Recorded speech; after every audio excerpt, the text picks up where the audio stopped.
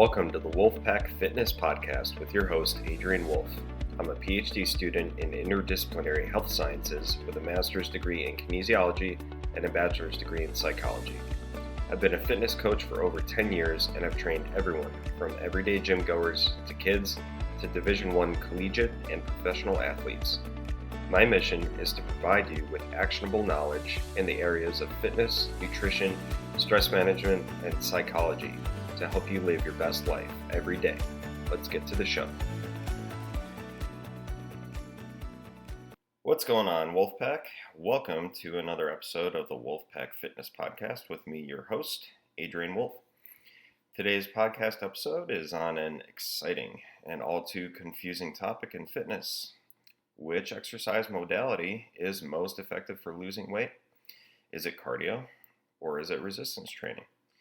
You may be surprised with the answer, considering what our society has been fed for decades by the media, popular fitness magazines, pop culture, and social media influencers. So, do these messages sound familiar? Do more cardio to get your body into a fat burning zone and burn more calories.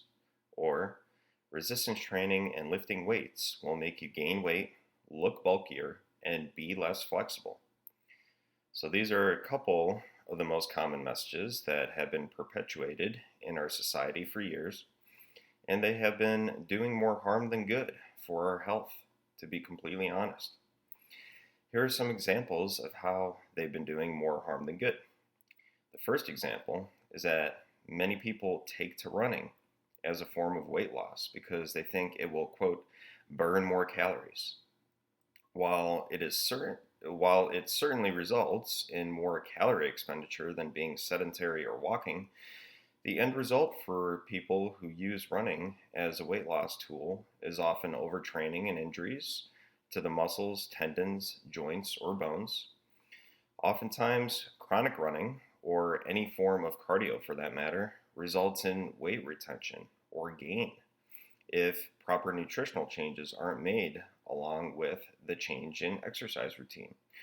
Just as a side note, chronic exercise means exercise that is done consistently for a long period of time, like over the course of months or years. So the next example is that doing nothing but cardio actually results in muscle loss along with fat loss if overall weight loss is achieved. Even if you do lose some weight, your body does not simply shed fat and spare muscle. Muscle, also known as lean tissue, is lost along with fat, leading to an overall weaker body and less stability in the joints. So I'm going to discuss later in this episode why this occurs and what you can do about it. Also, if one of your goals is to look more, quote, toned, doing cardio on its own will not get you there. By the way, most people have a completely incorrect notion about what, quote, being toned actually means. So I'm going to address that later in the episode as well. The last example is that messages about resistance training leading to a, quote, bulkier physique often leads to something called body dysmorphia, also known as body dysmorphic disorder. So this is a mental illness where people obsessively focus on a perceived flaw in their appearance, which often is associated with anxiety, lowered self-esteem and confidence, and negative impacts in the person's social life. The emotion of being afraid to look, quote, bulkier, supposedly from lifting weights, is typically more common in women than in men. This is because our society has shaped an image of how women are, quote, supposed to look to be attractive. Once again, fed to us through pictures of female models, movies, and social media fitness influencers for years. This perception of women needing to look a certain way has been detrimental to physical health as well. So research shows that in the United States, 54% of postmenopausal women have a condition known as osteopenia, which is a condition in which bone mineral density, basically how thick your bones are, is lower than normal. And 30% have osteoporosis already, which is a bone disease. All right, so it's worse than osteopenia, and it causes bones to become weak and brittle, making them more susceptible to fractures. This is something that needs to be addressed at a younger age to prevent deterioration of bone mineral density in older age, and I'll explain how later in this episode as well. So, do these examples mean that cardio is bad and should never be done if weight loss is the goal? Well, not exactly. I'm not trying to lambaste cardio in favor of resistance training for weight loss. I'm simply attempting to reframe the prevailing views of cardio and resistance training to place more of an equal amount of emphasis on both of these exercise modalities for both men and women. So next, I'm going to answer the main question of this episode by reviewing a research article on the topic. Just as a reminder, which is more effective for weight loss? Is it cardio? Is it resistance training? Or is it perhaps both? So I recently read an article that was published in the European Journal of Physical and Rehabilitation Medicine, and it was published in 2013. This was a randomized controlled trial, which simply means that the researchers split their participants into multiple groups, often having one as a control group for comparison where they don't change anything, and the other groups as intervention groups, where they change something to see if that change had a meaningful effect on the participants. In exercise research, what is changed in these groups is typically the exercise intervention or program. The researchers want to find out if a particular exercise intervention resulted in better improvements in things like weight, body fat, muscle mass, etc., compared to doing nothing or compared to some other exercise intervention. So in this particular study, the researchers recruited 92 adults, and their average age was 39 years old. So some were younger, some were older, but their average was 39. And they put 46 into an aerobic exercise group, or cardio, and 46 into a combined aerobic plus resistance exercise group, or cardio plus weights. So the researchers measured weight, waist circumference, hip circumference, waist to hip ratio, fat mass, or how much of their total weight was body fat, fat-free mass, or how much of their total body mass was not fat, which includes muscle, bone, organs, water, and other connective tissues, and body fat percentage. They measured fat mass, fat-free mass, and body fat percentage using a device called a DEXA scanner, which stands for, bear with me here, dual energy X-ray absorptiometry. Okay, so what it stands for is not important. I'm just going to explain how this scanner works. The person lays on a table and they have an X-ray basically done from head to toe. It takes about 10 minutes or so. And it gives a whole bunch of information from compartment to compartment, arms, legs, trunk. It tells you everything like bone mineral density, all right, how thick your bones are, but also how much muscle you have and how much body fat percentage you have. And this is considered the gold standard in exercise science research for measuring things like that. So they completed these measurements before and after the 12-week exercise programs to see if there were differences between the aerobic training group and the aerobic plus resistance training group.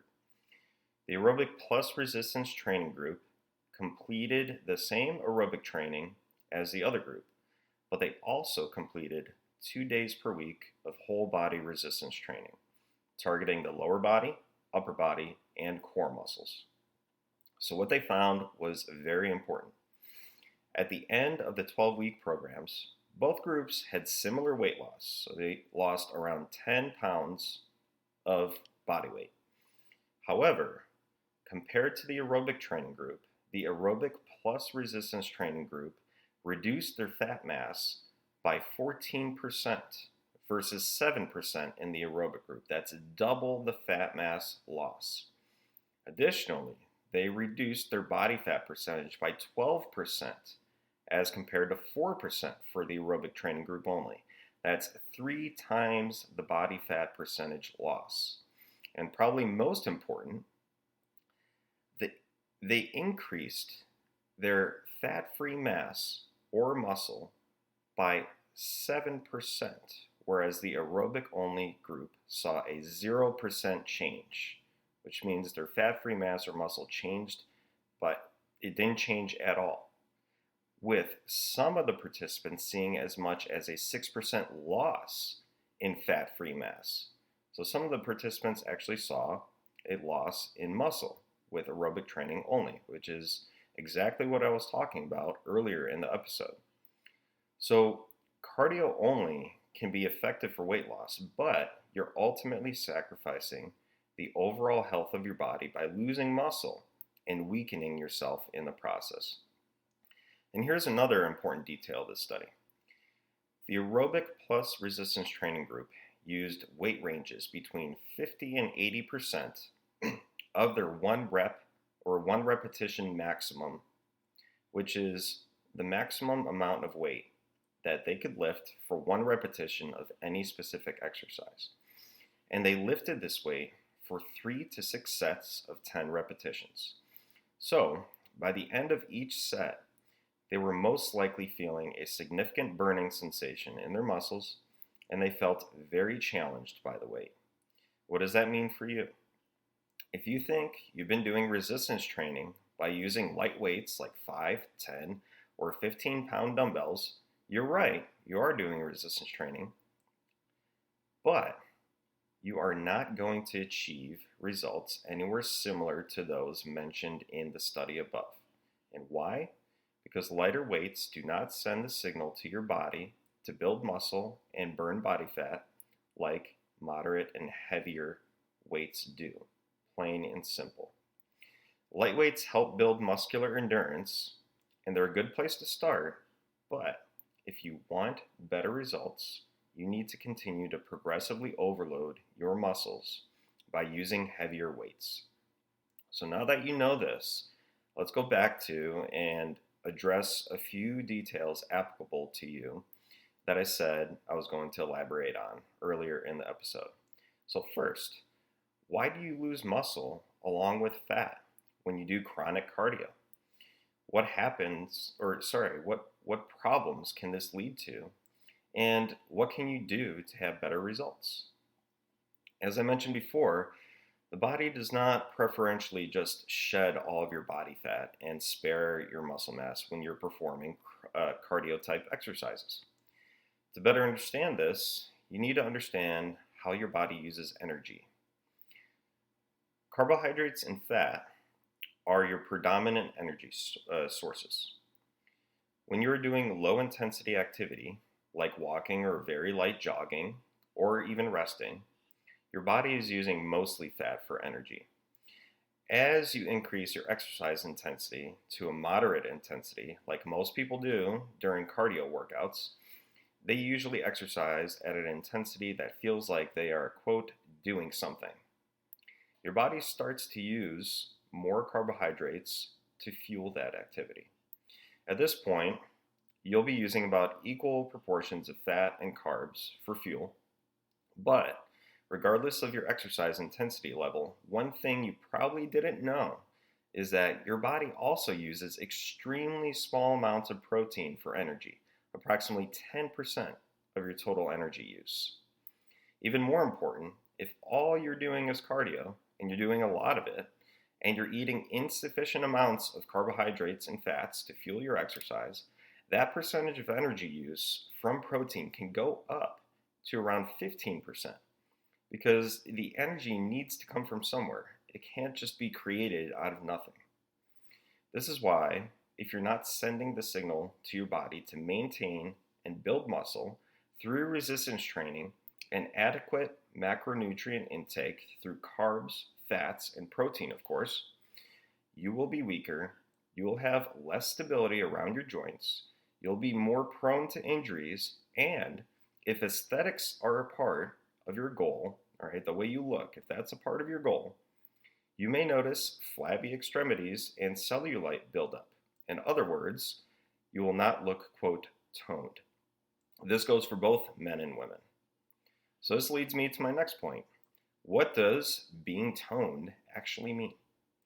Well, to most people, looking toned essentially means being able to see the shape or curvature of your muscles without excessive body fat or, quote, bulkiness. This is not what the word tone means. What people see as being toned is simply a product of reduced body fat and maintenance of muscle. That's it. Just visualize a specific body part like the upper arm where the biceps and triceps are located. If the amount of muscle in that area was to stay the same, but you took away body fat, you would be able to see the shape of your muscles better. That is what you're trying to achieve if you say you want to look more toned.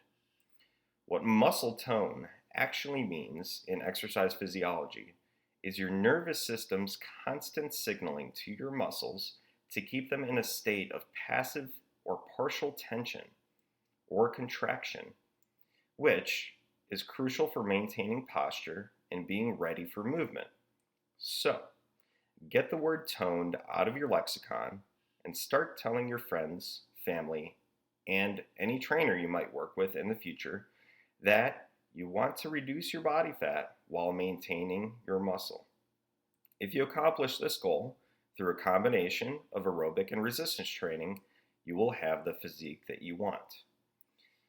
Before I get into my recommendations for you and your action item, I want to elaborate on the prevention of osteopenia and osteoporosis from earlier in this episode.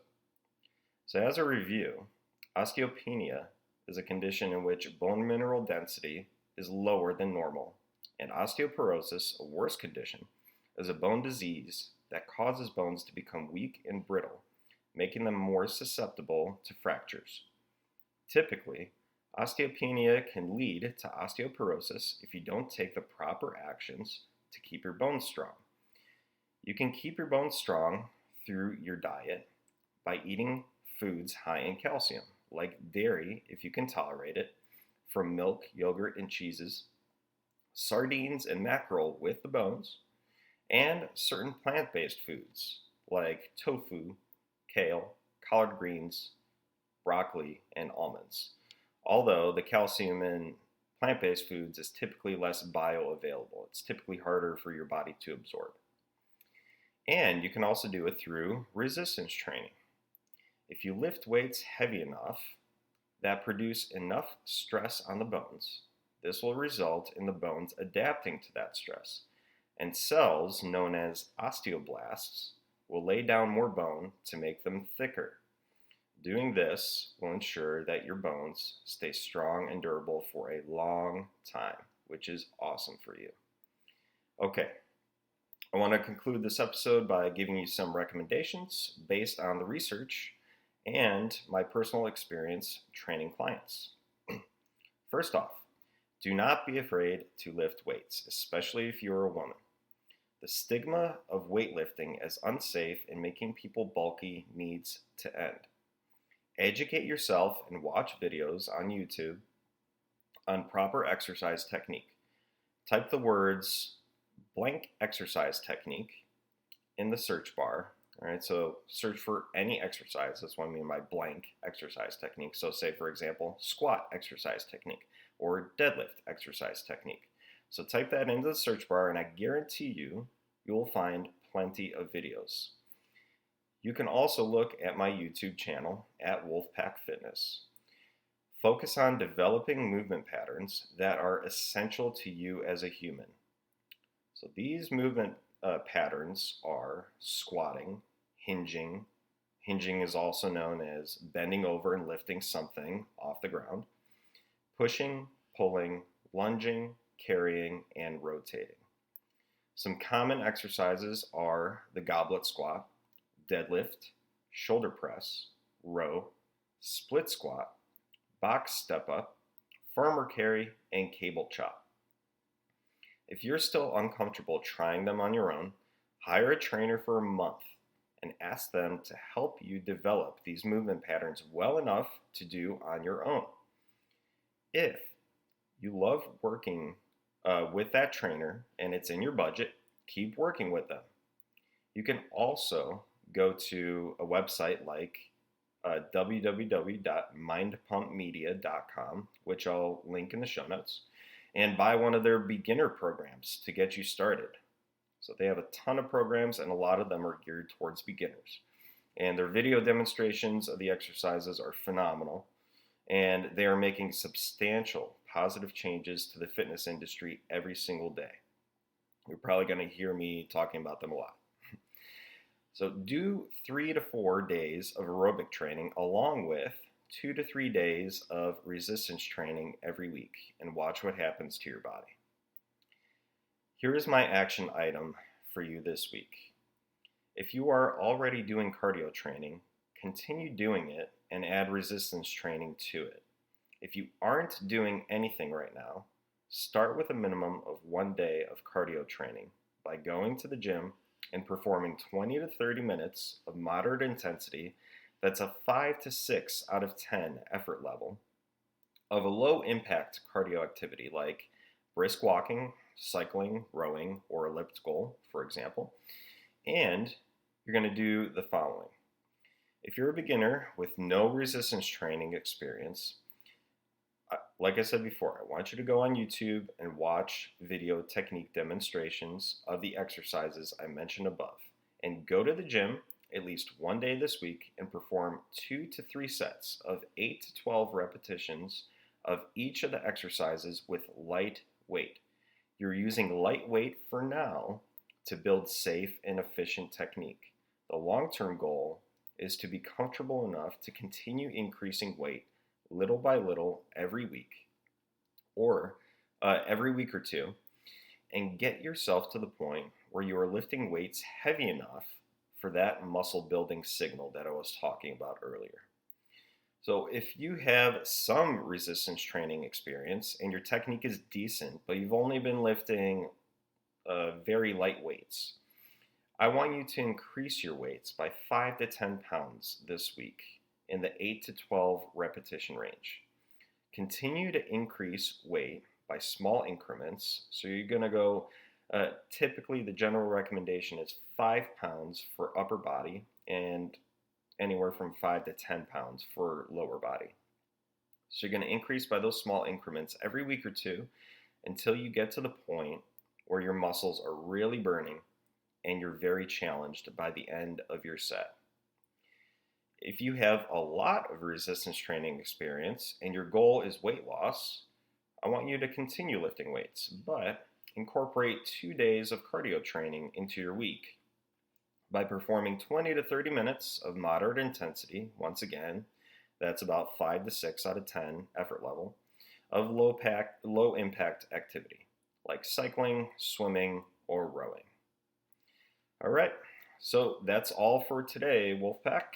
If you're liking the content, please leave me a review. I would also love for you to leave a comment about any additional topics you would like to learn about.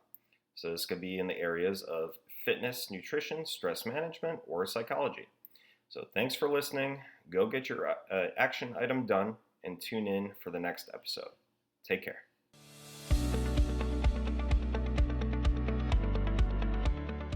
Thank you for listening. If you like the content, be sure to follow my podcast, leave a review, and check out the show notes for additional details and links discussed in this episode. My mission is to provide you with actionable knowledge in the areas of fitness, nutrition, stress management, and psychology. It is often said that knowledge is power, but I like to say that knowledge applied is even more powerful. Take what you learned today and find a way to apply it to your lifestyle so you can continue living your best life. Thanks, and be sure to activate the new episode notifications to be the first to learn about new and exciting content. See you next time.